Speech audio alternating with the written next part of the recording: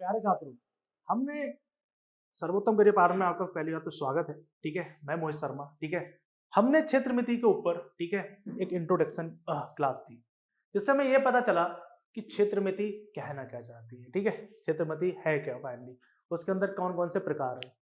उन्हीं प्रकारों में आज हम बेसिकली बात करेंगे द्विआयामी ठीक है क्षेत्रमिति के ऊपर, यानी जिसको बोलते हैं 2D। ठीक है, हमारा लेक्चर अब इस पे स्टार्ट होगा। ठीक है, चलते हैं।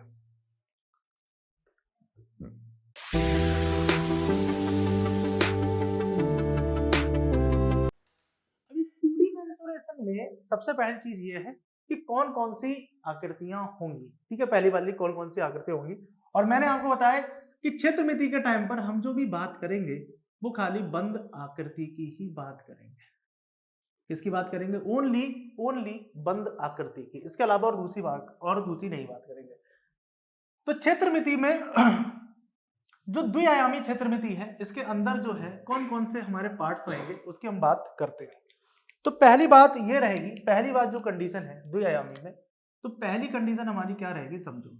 तो पहली कंडीशन हमारी रहेगी त्रिभुज की, क्योंकि ये तीन भुजाओं के आधार पर हो। ठीक है, बहुत ध्यान से। उसके बाद हमारी जो दूसरी बात होगी वो होगी हमारी चतुर्भुज, और लास्ट बात जो होगी हमारी वो होगी वृत्त, यानी कि सर्किल। यानी कि पहले हमारी बात होगी ठीक है ट्रायंगल की, फिर होगी हमारी क्वाड्रिलेटरल की, और फिर हमारी बात होगी प्यारे बच्चों सर्किल की।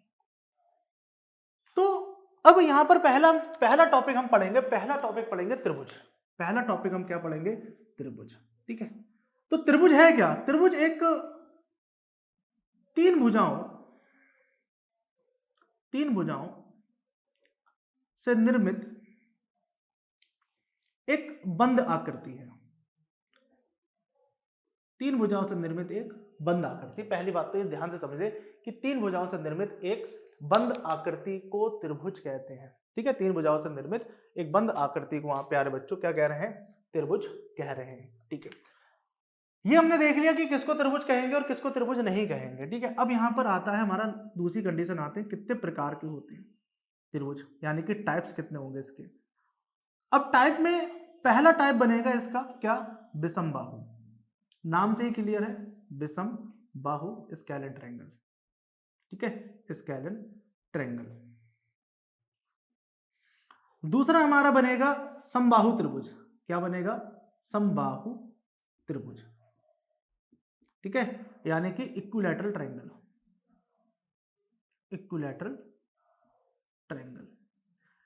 अगला कंडीशन आएगी हमारी समद्विबाहु त्रिभुज। समद्विबाहु त्रिभुज यानी कि आइसोस्केलस ट्रायंगल। फिर हमारा बनेगा समकोण त्रिभुज, जिसको आप बोलते हो राइट एंगल ट्रायंगल। और फिर हमारा लास्ट इसमें से बनेगा समकोण त्रिभुज के बाद हमने क्या बोला? विषम बाहु, समबाहु, समद्विबाहु और समकोण त्रिभुज। देन उसके बाद बनेगा समद्विबाहु समकोणीय त्रिभुज। इसके बेस पर हमें क्या क्या ज्ञात करना है ये भी हम समझ लेते हैं। हमें सर परिमाप ज्ञात करना है, जिसको आप पेरीमीटर बोलते हो। पेरीमीटर के बाद हमें सर क्षेत्रफल ज्ञात करना है, जिसको हम एरिया कहते हैं। और फिर हमारा एक होता है विकर्ण, कि भाई विकर्ण क्या होगा, इसका मतलब है डायगोनल क्या होगा। ठीक है, ये हमें पता चल जाए कि भाई परिमाप, क्षेत्रफल और विकर्ण क्या होगा। इस बात को समझिए ध्यान से कि क्या होगा, क्या कंडीशन होगी, समझ लीजिए। अब यहां पर सबसे पहले हम बात करेंगे, पहली जो हमारी सबसे पहले जो बात होगी प्यारे बच्चों, पहली बात होगी हमारी विषम बाहु त्रिभुज पर।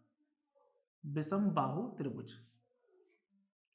तो विषम बाहु त्रिभुज वह त्रिभुज है जिसकी कोई भी भुजा एक दूसरे से समान स्थिति पर नहीं होगी।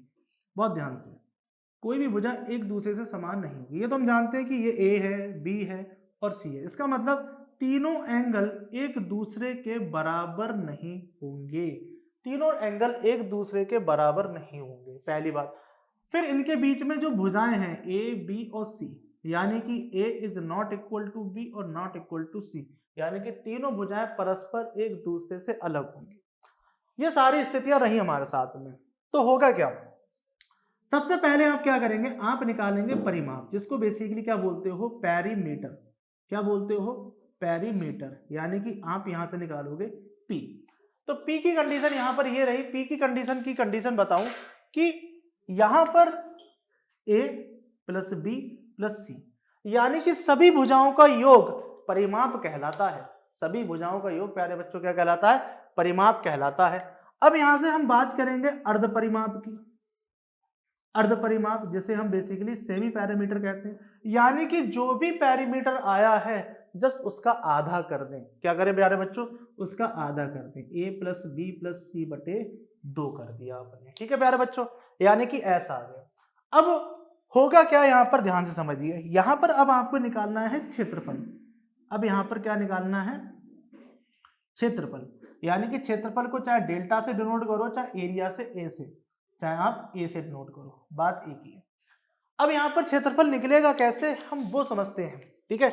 अब क्षेत्रफल के लिए क्या है, ध्यान से समझो, जब विषम बाहु की कंडीशन होगी तब आप कुछ ना करें, एस लें, एस माइनस ए, एस माइनस बी और एस माइनस सी, और इस प्रकार से आपका क्षेत्रफल निकल आएगा कि वो किसी भी में हो, वर्ग सेंटीमीटर में हो चाहे वो वर्ग मीटर में हो, यानी कि यहाँ पर आपका एरिया आ जाता है। इसके आधार पर कुछ क्वेश्चंस बनाते हैं, उस पर देखते हैं कि हमारा कंडीशन क्या होगी। ध्यान से समझें कि हमने क्या करा, एक क्वेश्चन ऐसे लिया, हमें बेसिकली एक एरिया निकालना है।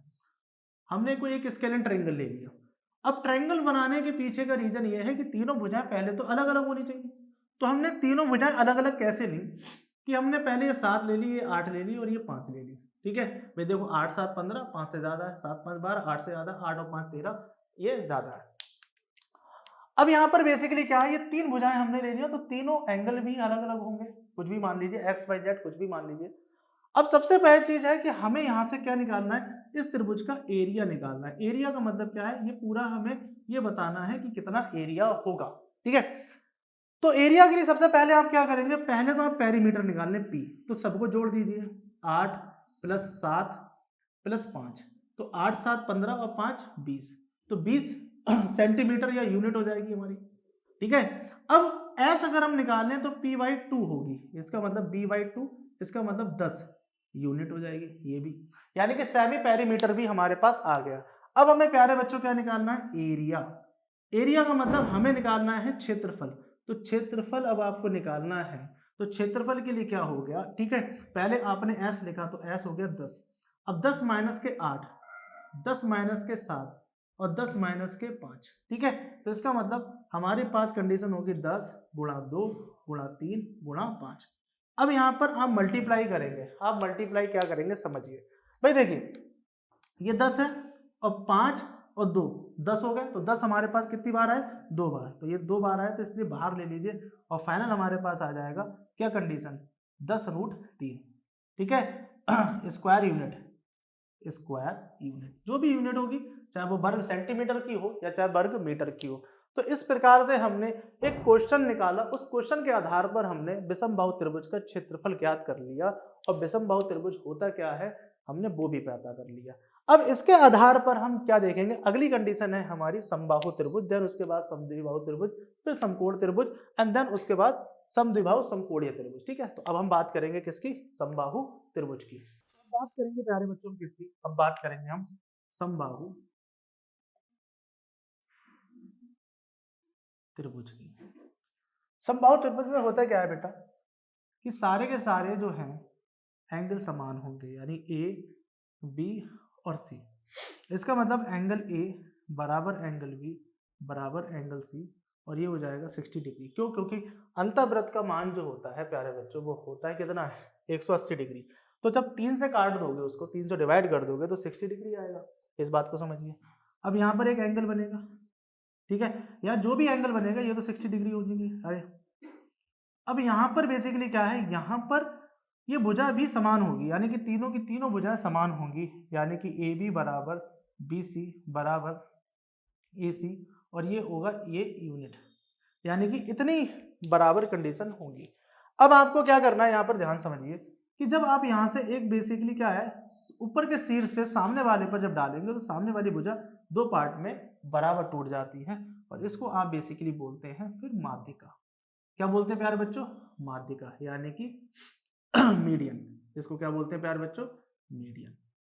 बहुत ध्यान समझिए कि इसको मीडियन बोलेंगे कि जब सामने वाली भुजा पर आप लंब डाल देंगे तो सामने वाली भुजा जो है वो दो पार्ट में डिवाइडेड हो जाएगी। तो आपको दो पार्ट में डिवाइडेड हो गई, तो दो पार्ट में डिवाइडेड होने के लिए यहाँ से ये a/2 आ जाएगा और यहाँ से ये a/2 आ जाएगा। ठीक है, दो पार्ट में आ गया। अब हम क्या करेंगे यहाँ पर इसका, अब हमें माध्यिका की लंबाई पूछी है कि हमसे बोले कि माध्यिका की लंबाई बताइए, तो हम क्या करेंगे इसमें पाइथागोरस लगा देंगे। इसको हम पॉइंट को डी मान लेते हैं और हम पाइथागोरस लगा देंगे। पाइथागोरस लगाएंगे यानी कि जो भी हमारा एंगल बनेगा, ठीक है, ट्रायंगल BAD में, ठीक है, पाइथागोरस। तो पाइथागोरस का जब यूज करेंगे तो उसकी वजह से होगा क्या, आपको पता है कि नीचे वाला बेस बन जाएगा। ठीक है, ये वाली कंडीशन यहाँ पर आ गई है। ठीक है, ये वाली हमारी अभी हमें नहीं पता है कितनी है, ये अभी a है और ये a/2 है। ठीक है, ये a है, b है और d है और ये एंगल 60 डिग्री। तो अभी हमें ये नहीं पता है कि हमारी कंडीशन कितनी है। चाहे तो हमें इसमें ट्रिग्नोमेट्री का यूज करके भी ये हम फाइंड आउट कर सकते हैं कि कितनी वैल्यू आई है, क्योंकि एंगल हमें पता है, लेकिन हम फिर भी पाइथागोरस यूज करेंगे। तो ये उस केस में बन जाएगा लंब, ये उस केस में बन जाएगा आधार और ये बन जाएगा प्यारे बच्चों कर्ण। यानी कि परपेंडिकुलर के बाद यहां पर बनेगा प्यारे बच्चों बेस, ये बनेगा आपका हाइपोटेन्यूज। ठीक है, अब हमें क्या निकालना है, हमें पाइथागोरस का जब यूज करेंगे तो हमारी कंडीशन क्या है कि भाई कर्ण का स्क्वायर बराबर लंब का स्क्वायर प्लस आधार का स्क्वायर। कर्ण का स्क्वायर बराबर लंब का स्क्वायर प्लस आधार का स्क्वायर। अब कर्ण का स्क्वायर का मतलब ये हुआ कि कर्ण हमारा कितना है a, यानी कि a का स्क्वायर हो जाएगा। लंब जो है हमारा कितना आया, लंब हमारा BD आया, यानी कि BD का स्क्वायर आया, प्लस आधार अगर देखें तो आधार हमारा a/2 का होल स्क्वायर आया। तो अब आप इसको ना इधर ले आए, तो a स्क्वायर माइनस का a स्क्वायर अपॉन 4 यानी कि BD का होल स्क्वायर, तो BD बराबर हो जाएगा। ठीक है, अब यहाँ पर ध्यान से देखें तो ये 4 में से ये हमारी कंडीशन कितनी आ जाएगी, 4 में से 1 गया तो कितना बचेगा 3a स्क्वायर अपॉन 4, ये स्क्वायर है, तो BD बराबर आ जाएगा हमारा √3a/2 और ये हमारी कहलाएगी माध्यिका। ये हमारी क्या कहलाएगी, माध्यिका। यानी कि BD जो है वो हमारी आ जाएगी √3a/2। अब हमें बेसिकली क्या निकालना है, क्षेत्रफल। अब हमें क्षेत्रफल निकालना है, तो क्षेत्रफल हमारा होगा 1/2 आधार, ठीक है, गुणा संगत ऊंचाई।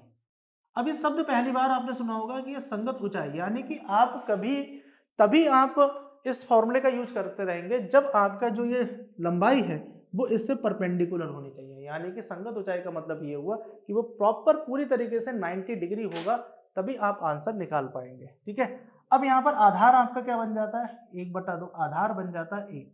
संगत ऊंचाई आपकी बन जाती है कितनी, कि √3a/2।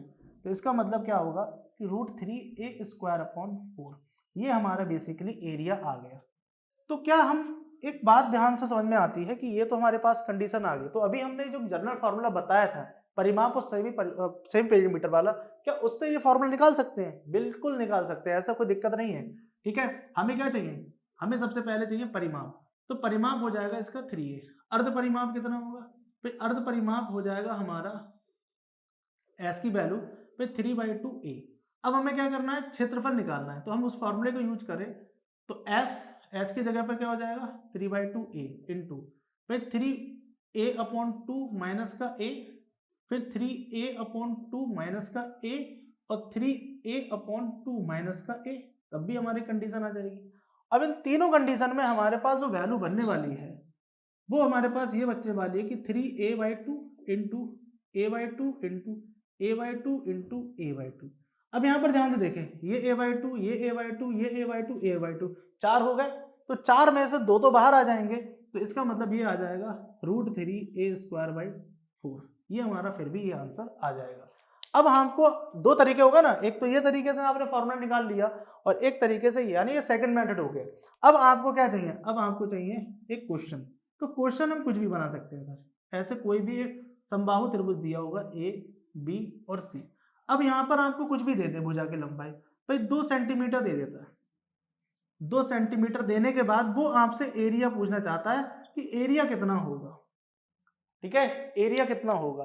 तो एरिया आपसे पूछ रहा है तो आपको कोई परेशानी नहीं है कि ए की वैल्यू कितनी हो गई 2। अब चाहे तो ये वाला फॉर्मूला लगा दें, चाहे ये कुछ भी हो, तो √3/4 इंटू 4 से 4 कट गया, तो इसका आंसर आया √3 वर्ग सेंटीमीटर। और इस प्रकार से हमारा आंसर आ गया। आपको कुछ भी दे सकता है, आपको ये भी दे सकता है क्वेश्चन में कि क्षेत्रफल आपको गिवन हो, आपको समबाहु त्रिभुज का क्षेत्रफल गिवन है, भाई समबाहु त्रिभुज का क्षेत्रफल आपको गिवन है और वो आपको दे दे कि 4√3 वर्ग सेंटीमीटर, 4√3 वर्ग सेंटीमीटर दे दे और फिर आपसे बोले कि भाई आपको ना भुजा बतानी कि भुजा कितनी होगी, यानी कि ए की वैल्यू बतानी है। तो आपको कुछ करना नहीं है, आपको क्या करना है, यहाँ पर आपको डेल्टा गिवन है और ये होता है √3a² 4। तो ये डेल्टा की वैल्यू आपको गिवन है 4√3 बराबर √3a² 4। √3 से √3 कैंसिल, 4 से 4 16 हो जाएंगे, तो a² बराबर 16, यानी a बराबर आ जाएगा 4 सेंटीमीटर, 4 सेंटीमीटर। और इस प्रकार के प्रश्न आपके एग्जाम में आते हैं, क्योंकि मैंने आपको बताया कि जीडी की परीक्षा अब स्टार्ट होने ही वाली है, एडमिट कार्ड अपलोड हो जाएंगे जल्दी से, ठीक है। आपको गंतव्य स्थान पता चल गया होगा कहाँ कहाँ आपका पेपर है। इस बार आपकी वैकेंसी में आपका नाम होना जरूरी है, ठीक है, क्योंकि लार्ज अमाउंट में फिर बच्चा बैठेगा, फिर कंपटीशन बढ़ेगा, इसलिए इस बार का मौका छोड़ना नहीं है। बाकी हम आपके साथ हैं, हम आपको सिखा रहे हैं, आप कंटिन्यू मैथ की इस समय सबसे दुखदाई जो स्थिति है वो चलती है। आप बहुत ध्यान से देखें, क्वेश्चन क्लियर, आप इन चीज़ों को ध्यान से देखें कि बड़े आराम से प्रश्न आपके होते जा रहे हैं। अब इसी आधार पर हम बात करेंगे समद्विबाहु त्रिभुज की। तो प्यारे बच्चों, अब हम बात करेंगे किसकी, अब हम बात करेंगे समद्विबाहु त्रिभुज। समद्विबाहु त्रिभुज की बात करेंगे और नाम से क्लियर है, समद्विबाहु यानी कि द्विबाहु, यानी दो बाहु, यानी कि दो भुजाएं समान होंगी, ए बी और सी, यानी कि एंगल ए बराबर होगा एंगल सी के, ठीक है, but not equal to angle B, यानी एंगल ए और एंगल सी दोनों बराबर होंगे, यानी कि कोण, और ये दोनों भुजाएं बराबर होंगी, यानी कि ए बी बराबर होगा बी सी के, बट नॉट इक्वल टू ए सी। इस बात को समझिए, ठीक है। अब आपको मान लेते हैं कि ये आपने बी है और ये ए है और ये भी ए है, सही है। अभी हमने जस्ट पढ़ा कि यहाँ पर बेसिकली एक सामने वाली भुजा पर, यानी शीर्ष से सामने वाली भुजा पर हम जब एक लंब डालेंगे तो सामने वाली भुजा को दो भागों में डिवाइड कर देगी, ये बन जाएगा b/2 और ये भी बन जाएगा b/2। अब हम यहाँ पर ये माध्यिका हो गई, हमसे ये शब्द बोल सकता है कि समद्विबाहु त्रिभुज की माध्यिका बताओ। अब माध्यिका के लिए हमें ये प्रॉपर कंडीशन हमारे पास आ गई कि ये हमारे पास ये केस है, ठीक है, कि बी डी और ए। अब ये हमारा ये ए हो जाता है, ये b/2 हो जाता है। अब ये हमें बेसिकली चाहिए, तो अब ये हमारा क्या होता है, ये लंब हो जाता है, ये हमारा कोण हो चुका, ठीक है, और ये हमारा कर्ण हो जाता है। तो हमने जैसे अभी रिसेंटली किसके लिए किया था, समबाहु त्रिभुज के लिए किया था, वैसे ही हम समद्विबाहु त्रिभुज के लिए भी करेंगे। तो यहाँ पर अगर जब इस तरीके से कर रहे हैं तो यहाँ पर क्या होगा कि ए का स्क्वायर बराबर, ठीक है, b/2 का whole square plus B D का होल स्क्वायर। तो बी डी का होल स्क्वायर बराबर होगा ए स्क्वायर माइनस का बी स्क्वायर अपॉन 4। तो इसका मतलब क्या होगा कि 4a स्क्वायर माइनस का B square upon 4 B D का होल स्क्वायर। अब यहाँ पर बेसिकली फिर बात क्या होगी कि बी डी की वैल्यू क्या होगी, ठीक है, कि √1/2 बाहर ले लो, √1/2 बाहर ले लिया, ठीक है, तो ये हो जाएगा 4a स्क्वायर माइनस का बी स्क्वायर। ये अपनी माध्यिका की लंबाई हो जाएगी कि माध्यिका ये हो, केस होगा हमारा माध्यिका। अब यहाँ पर हमें बेसिकली क्या निकालना, अगर हमें यहाँ पर क्या करना है, अगर हमें यहाँ पर क्षेत्रफल ज्ञात करना है कि क्षेत्रफल क्या होगा, कि यहाँ पर क्षेत्रफल की वैल्यू क्या होगी, तो 1/2 आधार गुणा संगत ऊंचाई। तो 1/2 आधार तो हमारा b है और संगत ऊंचाई कितनी है, 1/2 √4a स्क्वायर माइनस के बी स्क्वायर। तो ये हो जाएगा b√4a स्क्वायर माइनस के बी स्क्वायर अपॉन 4, ठीक है, ये हमारा क्षेत्रफल हो जाएगा।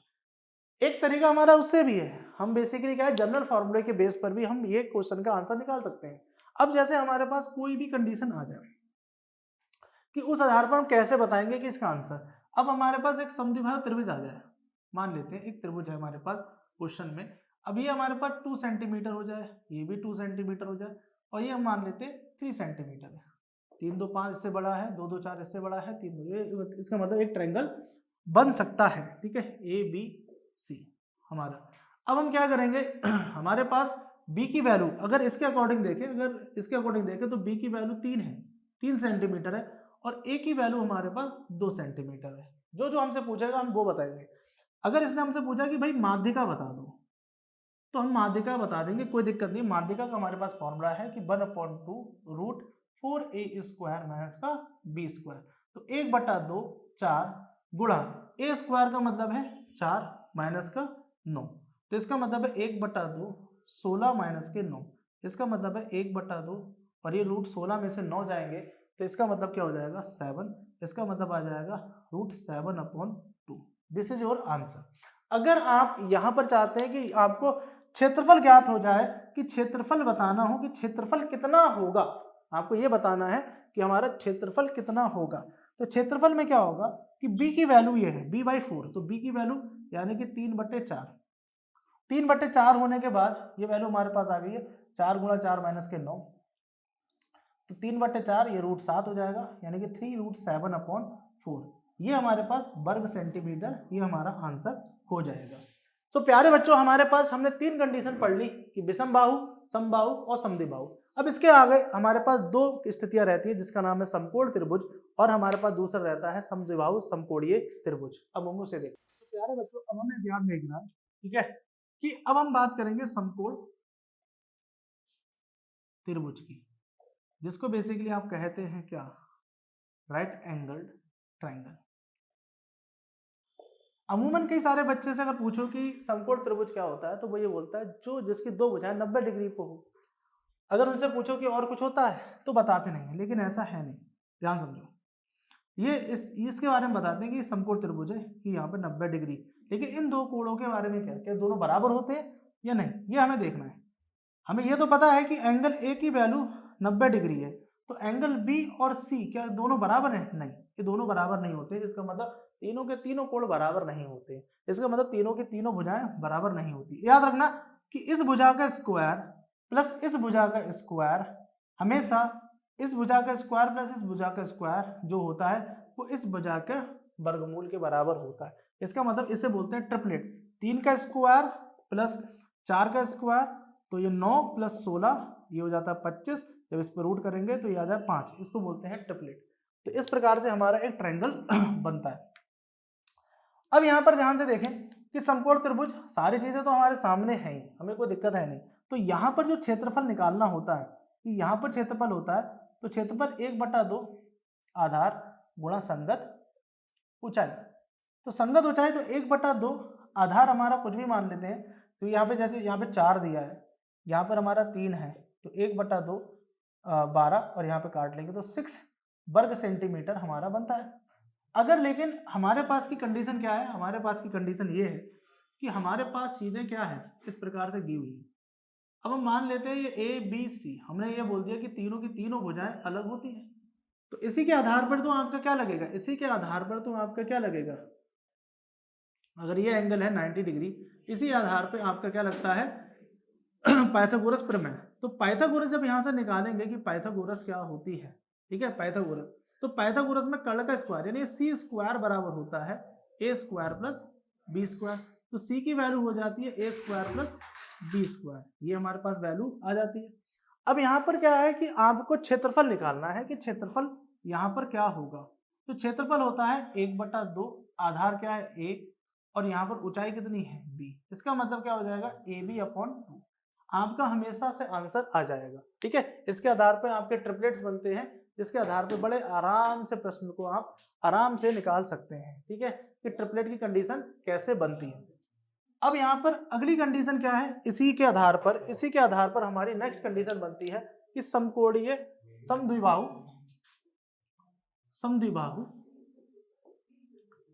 समकोणीय त्रिभुज। कुछ नहीं इसमें ज्यादा सोचना है, आपको कुछ नहीं करना है, बस इसमें क्या है, हमने ये भी बोला था ना, क्या ये एंगल ए तो हमें पता है कि भाई समकोणीय लिखा है, तो एक एंगल तो 90 डिग्री होगा, लेकिन ये एंगल बी और एंगल सी, इसमें एंगल बी और एंगल सी की वैल्यू बराबर होती है और ये होती है 45 डिग्री, 45 डिग्री पर होती है। तब होता क्या है, 45 डिग्री जब हो जाने के बाद अब इसका जब क्षेत्रफल निकालने जाते हैं कि भाई इसका क्षेत्रफल कितना होगा, तो हमें क्या था है कि समद्विबाहु में ये भुजा बराबर है, ये भी ए है और ये भी ए है, तो यहाँ पर ये बी है मान लिया, ठीक है, ये बी आता है।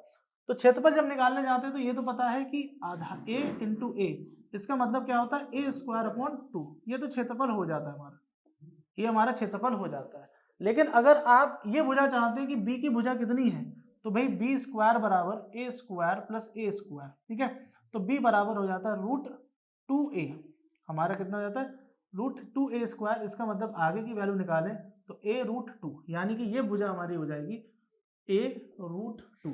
इस बात को याद रखिएगा कि जब भी आपसे ये पूछे कि कर्ण की लंबाई कितनी होगी, तो कर्ण की लंबाई यहाँ पर कितनी है भाई, कितनी है a रूट 2, ठीक है। इस प्रकार से भाई इसमें कोई भी वैल्यू रख के देखेंगे और उसमें हमारा आंसर आ जाएगा। देखिए बहुत इजी टॉपिक है और बहुत आराम से प्रश्न होते हैं। हमें बेसिकली क्या होता है, जहां पर ये ज्यामिति और ये जब मेंसुरेशन का नाम आता है तो हम घबरा जाते हैं। आपको घबराने की जरूरत नहीं है, मैंने आपसे बोला कि सर्वोत्तम कृपात आपके साथ है, मैं आपके साथ हूँ, ठीक है। आप आराम से चीजों को करिए, आराम से चीजों को समझिए और इस प्रकार से हमारा त्रिभुज का पूरा कॉन्सेप्ट समाप्त होता है, ठीक है। इसके आधार पर हम जब नेक्स्ट वीडियो बनाएंगे वो बनाएंगे किस पर, चतुर्भुज और वृत्त पर, ठीक है। आराम से वीडियो को सब्सक्राइब करें, लाइक करें और ज्यादा से ज्यादा शेयर करें, ठीक है। कमेंट करें वीडियो कैसे लग रहे हैं। धन्यवाद।